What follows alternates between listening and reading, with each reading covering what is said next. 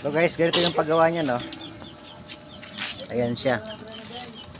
So, ayan ang paggawa niya. So, ito na yung buo. Yung buo na gawa. Ayan siya.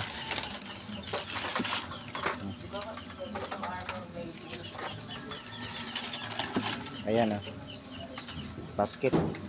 Lagayan to ng ano sa ibang bansa, yung mga grocery. Pang-export to yung ano, ginagawa namin. Ayan, oh. So bago yan nabuo, ganito yan siya, oh. Pinupuno muna yan, pinupuno. Ayan, oh. Ayan siya. Yan ang aking darling.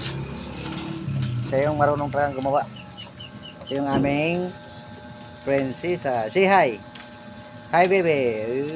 Smile. Smile, baby. Ayan, binabantay ni mama niya habang gumagawa. Ayan. Ayan, guys. Thank you for watching, guys. Salamat.